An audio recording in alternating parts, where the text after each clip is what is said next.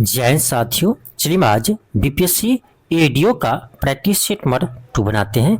इससे पहले हम इसका सेट नंबर 1 डेमो के रूप में आपको करवा चुके हैं।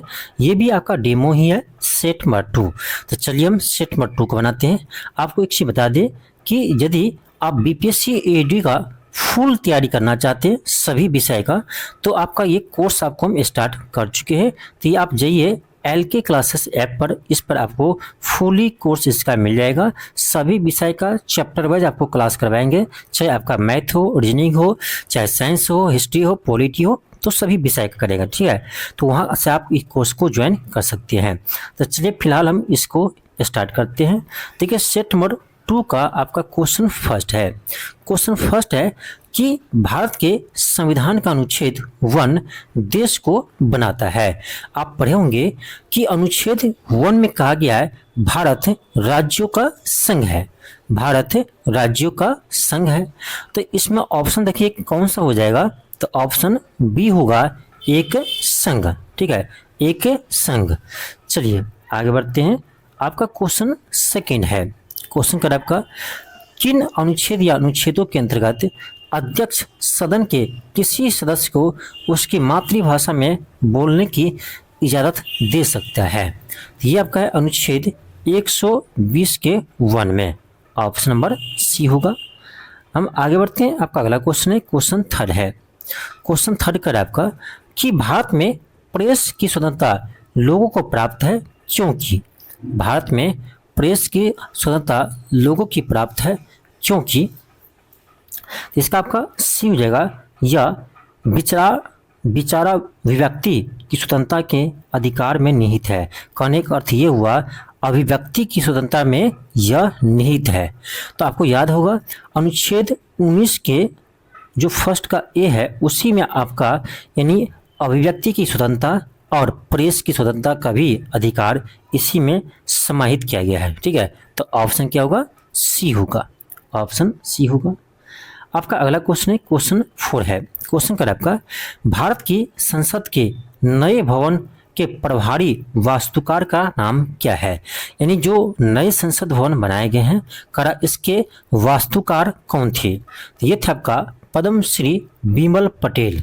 बिमल पटेल जी इससे नए संसद भवन के वास्तुकार थे, डिजाइनर थे। ठीक है, तो ऑप्शन क्या होगा, बी होगा। आगे बढ़ते हैं। आपका अगला क्वेश्चन है, क्वेश्चन आपका 5 है। क्वेश्चन 5 है। क्वेश्चन कर आपका कि केंद्र सरकार को गैर योजना व्यय के बारे में निम्नलिखित में से कौन सा कथन सही है। अब देखिए आपको यहाँ पर यह समझना है कि गैर योजनागत व्यय क्या होता है। ठीक है, देखो गैर योजनागत व्यय उस व्यय को कहते हैं, ठीक है, जिससे सरकार का कोई लाभ ना होता हो। ठीक है, यानी इस तरह से सोचिए कि सरकार का इससे एसेट नहीं बढ़ता हो। ठीक है, ऐसा खर्च जिससे सरकार का एसेट बढ़ता नहीं है। एसेट किसे कहते हैं, तो उस चीज़ को कहते हैं जहाँ से क्या हो, इनकम बढ़े। ठीक है, अब देखिए सरकार जैसे पैसा रोड में लगाया, ठीक है, रोड बनाने में, तो आपको पता होगा रोड बनाया है तो उससे क्या होगा, टैक्स भी आएगा, और इससे टैक्स आएगा तो क्या होगा, ये प्रगति होगा, यानी इससे इनकम का स्रोत है। पुल बनाया तो पुल का भी टैक्स होता है। तो ये सब क्या है, सरकार का एसेट है, एसेट बढ़ाता है।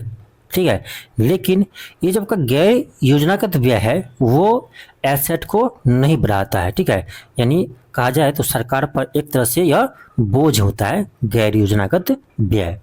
तो देखिए गैर योजनागत व्यय के बारे में कौन सा सही है, तो व्यय वह व्यय जो ब्याज भुगतान पर होता है। तो आपका क्या होगा, यही सही है। ब्याज भुगतान करने से सरकार को एसेट नहीं बढ़ता है।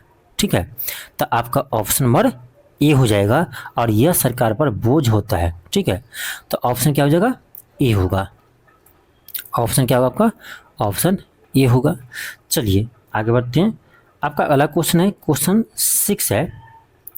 क्वेश्चन आपका 6 है। क्वेश्चन कर आपका RBI के विदेशी मुद्रा भंडार निम्नलिखित में से कौन सा सम्मिलित है। यानी RBI के विदेशी मुद्रा भंडार में कौन सा सम्मिलित है।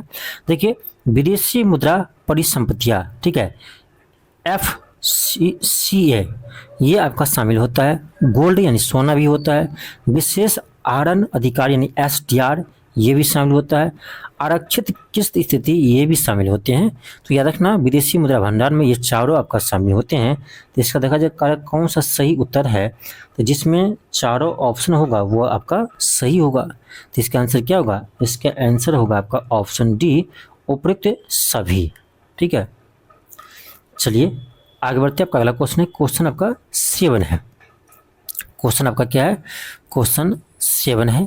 क्वेश्चन का आपका केंद्र सरकार ने अटल भूजल योजना के समय अवधि को बढ़ाया है।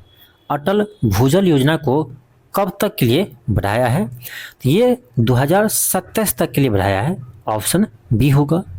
अटल भूजल योजना शुरू कब किया गया था, तो याद रखिएगा ये क्या था आपका 25 दिसंबर 2019 को, 25 दिसंबर 2019 को इसे शुरू किया गया था। ठीक है, और इसे आपको कहाँ तक बढ़ाया है, अब आपका 2027 तक बढ़ा दिया है। ठीक है, इसका कार्यकाल था 2025 तक। ठीक है, इसे बढ़ाकर आपको 27 तक किया है।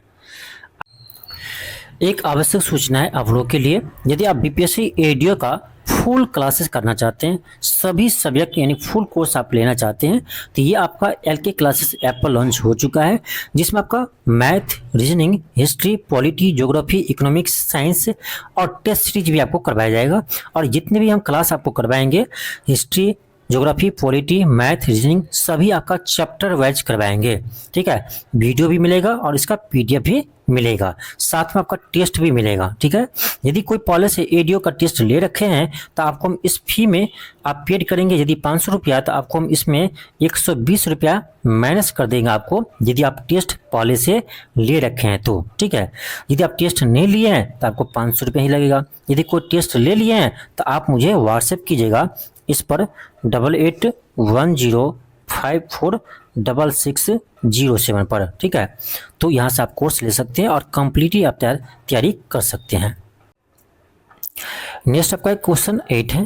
क्वेश्चन 8 आपका है कि स्वच्छ भारत मिशन कब प्रारंभ हुआ। तो ये आपका हुआ था 2 अक्टूबर 2014 को। प्रधानमंत्री मोदी जी के द्वारा 2 अक्टूबर 2014 को स्वच्छ भारत मिशन शुरू किया गया था। अगला क्वेश्चन आपका क्वेश्चन 9 है। क्वेश्चन का आपका औद्योगिक नीति संकल्प किस वर्ष अपनाया गया। औद्योगिक नीति संकल्प किस वर्ष अपनाया गया, तो ये आपका 1956 में अपनाया गया था, ऑप्शन ए होगा। कब अपनाया है, 1956 में। ठीक है, आपका अगला क्वेश्चन है, क्वेश्चन का आपका कि भारत का कौन सा क्वेश्चन आपका है भारत का कौन सा राज्य मोटा अनाज का सबसे बड़ा उत्पादक है।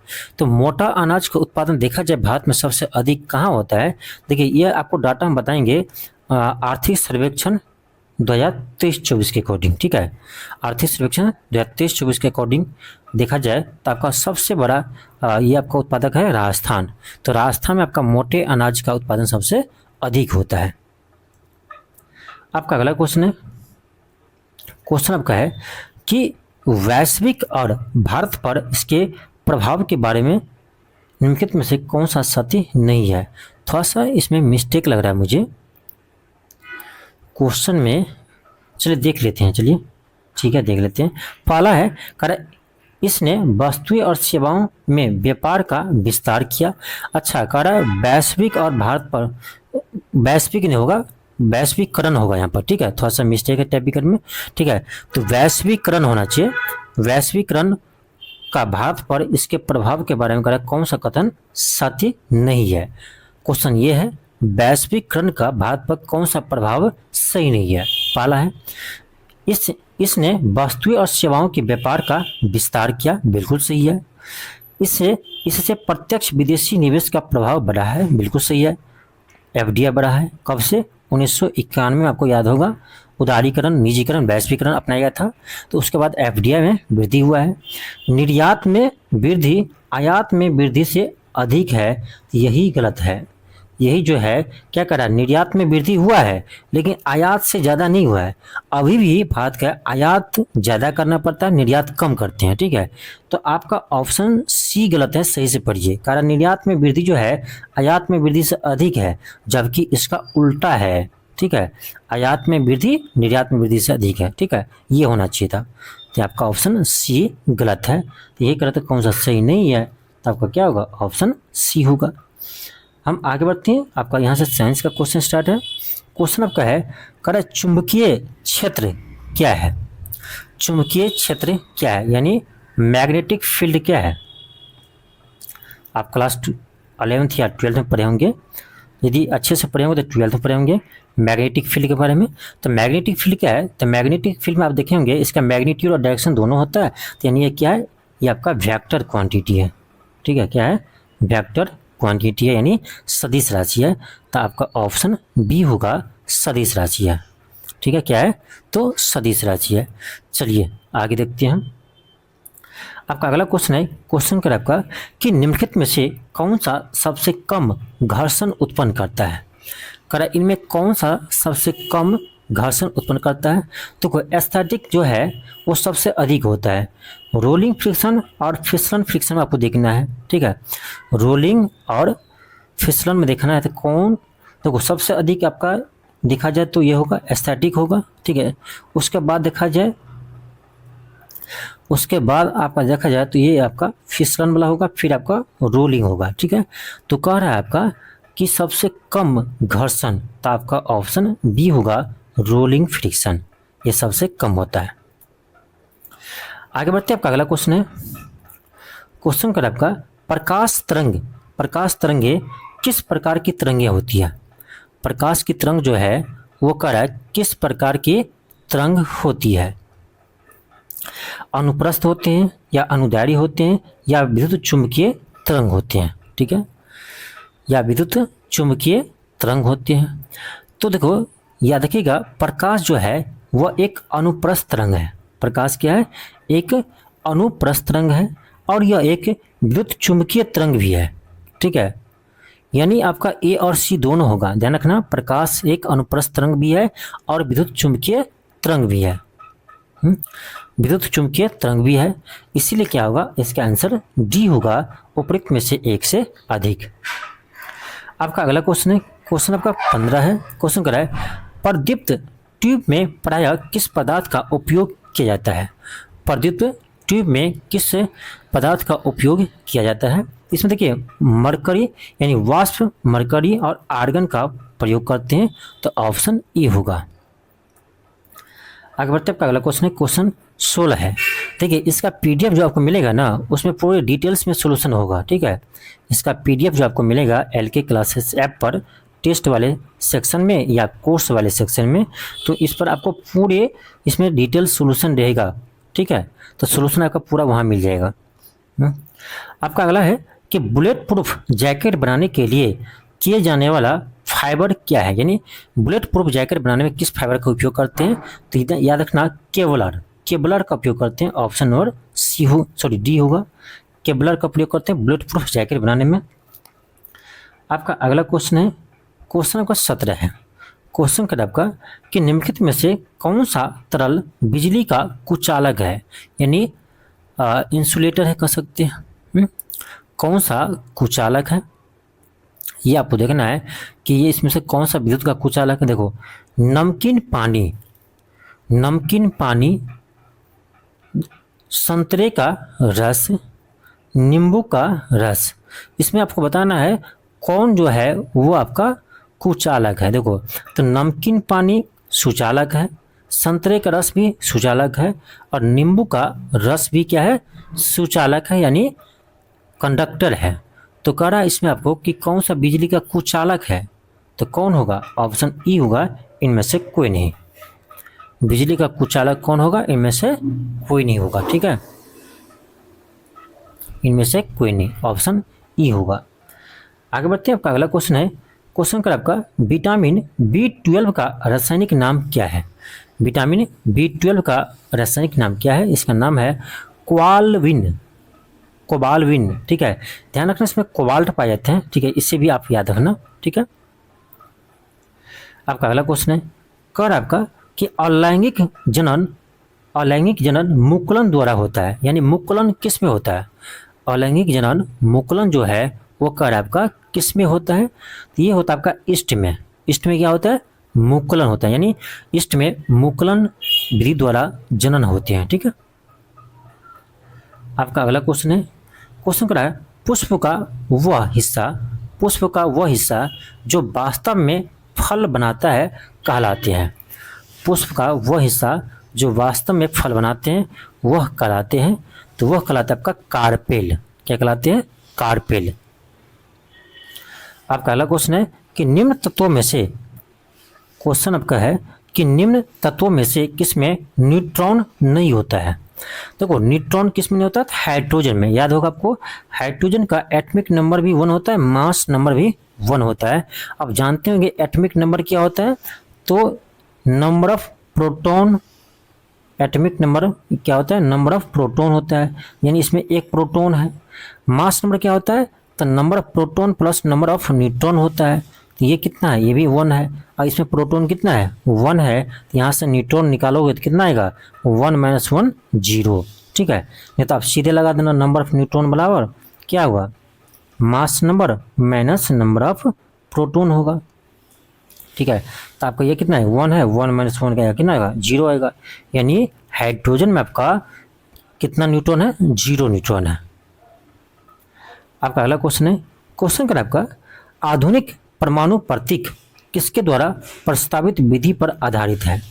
जो करा आधुनिक परमाणु प्रतीक जो है सिंबल, वो करा किसके द्वारा प्रस्तावित किया गया था। ठीक है, तो देखो ये जो दिए हैं, ये आपका दिया वर्जिलियस। ठीक है, कौन दिया है? वर्जिलियस दिए हैं। आपका ऑप्शन क्या होगा? बी होगा। आपका अगला क्वेश्चन है, कर चूने का पानी किसके द्वारा दूधिया होता है। तो ये CO2 के द्वारा होता है। ठीक है, कार्बन डाइऑक्साइड के द्वारा। ऑप्शन बी होगा। नेक्स्ट आपका क्वेश्चन है, क्वेश्चन 24 है, कर किस पठार पर कर्क रेखा तथा भारतीय मानक समय रेखा एक दूसरे को काटती है। आप याद रखिए कि कर्क रेखा और भारतीय मानक समय रेखा जो है वो किस राज्य में एक दूसरे को काटती है, इसी से क्वेश्चन आपको बन जाएगा। तो आपको याद होना चाहिए छत्तीसगढ़ में जाकर ये कर्क रेखा और भारतीय मानक समय रेखा एक दूसरे को काटती है, और ये बुंदेलखंड आपका छत्तीसगढ़ में ही है। ठीक है, तो आपका ऑप्शन नंबर ए होगा। ठीक है, ऑप्शन ए होगा। आपका अगला क्वेश्चन है, क्वेश्चन 25 है। क्वेश्चन आपका 25 है। क्वेश्चन का आपका लिखा पानी हिमनद भारत के निम्नलिखित में से किस राज्य में स्थित है। लिखा पानी हिमनद जो है वह किस राज्य में है? ये है आपका अरुणाचल प्रदेश में। ऑप्शन ए होगा। आगे बढ़ते हैं। आपका अगला क्वेश्चन है, क्वेश्चन 26 है, कर आपका उत्तरी भारत की में शीतकाल में उपजाई जाने वाली चावल की फसलें के स्थानीय नाम क्या है। स्थानीय नाम क्या है? इसका नाम है अमन, साली, अगहनी। ऑप्शन बी होगा। नेक्स्ट आपका क्वेश्चन 27 है। क्वेश्चन कर आपका, निम्नलिखित में से कौन सा विकल्प पृथ्वी की सतह से शुरू होकर वायुमंडल के परतों का सही क्रम है। यानी इसको सही क्रम में आपको सजाना है। तो आपको पता होगा सबसे नीचे क्या होता है? क्षोमंडल होता है। उसके बाद आपका समतापमंडल होता है। उसके बाद आपका मध्यमंडल होता है, और उसके बाद आपका तापमंडल होता है, और उसके बाद आपका बहिरी मंडल होता है। ठीक है, तो ये क्रम आपका लेकिन किसी में नहीं है। ध्यान से देखिए, ये आपका क्रम किसी में नहीं है। फर्स्ट में यदि आपका यहाँ तक सही है, लेकिन यहाँ पर आपका उल्टा लिख दिया है, तो आपका कोई भी ऑप्शन नहीं होगा, ई होगा, इनमें से कोई नहीं। तो सबसे पहले होता है आपका क्षोमंडल, फिर समताप मंडल, फिर मध्य मंडल, फिर आपका ताप मंडल, यानी इसी को बोलते हैं आयन मंडल। ठीक है, उसके बाद होता है आपका बहिर्मंडल। तो ये सही क्रम नहीं है, और आपका कोई भी ऑप्शन में नहीं है, इसलिए आंसर ई होगा। आपका अगला क्वेश्चन है, क्वेश्चन अगर आपका मरुविद निम्नलिखित में से किस वन में पाए जाते हैं। मरुविद निम्नलिखित में से किस वन में पाए जाते हैं? तो नाम से ही क्लियर है, मरुस्थलीय वन में। आपका अगला क्वेश्चन है, क्वेश्चन कर आपका कि 1863 में इंडियन सिविल सर्विस पास करने वाले प्रथम भारतीय कौन थे। यानी इंडियन सिविल सर्विस पास करने वाले प्रथम भारतीय कौन थे? ये था आपका सत्येंद्र नाथ टैगोर, यानी सत्येंद्र नाथ ठाकुर। ऑप्शन बी होगा। आगे बढ़ते हैं। आपका अगला क्वेश्चन है, क्वेश्चन कर आपका द व्हील्स ऑफ हिस्ट्री यानी इतिहास के पहिए नामक पुस्तक किसके द्वारा रचित थी, यानी इस पुस्तक के लेखक कौन है? तो इस पुस्तक के लेखक है राम मनोहर लोहिया। ऑप्शन बी होगा, राम मनोहर लोहिया इस पुस्तक के लेखक हैं। आगे बढ़ते हैं, आपका अगला क्वेश्चन है, क्वेश्चन आपका 31 है। क्वेश्चन कर आपका Mahatma Gandhi and Bihar some reminiscences पुस्तक के लेखक कौन थे? ये था आपका doctor Rajendra Prasad ji. Option B होगा। आपका नेक्स्ट क्वेश्चन है, क्वेश्चन कर आपका कि ब्रह्म समाज का प्रभाव मुख्यतः सीमित था। ब्रह्म समाज का प्रभाव जो है मुख्यतः कहाँ तक सीमित था? ठीक है, तो याद रखना ये जो आपका है शहरी शिक्षित वर्ग तक ही सीमित था, ग्रामीण क्षेत्र में नहीं पहुंच पाया था। ठीक है, तो आपका ऑप्शन सी होगा। अब ब्रह्म समाज का स्थापना किसने किया था? तो 1828 ईस्वी में, 1828 ईस्वी में आपका कौन किया था? तो राजा राम मोहन राय जी ने किया था। आपका अगला क्वेश्चन है, क्वेश्चन आपका 33 है। क्वेश्चन कर आपका किस कांग्रेसी नेता ने 1918 में बिहार की यात्रा की ताकि होम रूल लीग की गतिविधियों को बल मिल सके? ये क्या था आपका? Annie Besant. थोड़ा सा यहाँ मिस्टेक है, इसको सही कर लीजिएगा। तो एनी बेसेंट, ठीक है, एनी बेसेंट 1918 में बिहार की यात्रा किया था, जिससे बिहार में होम रूल लीग की गतिविधियों को बल मिला था।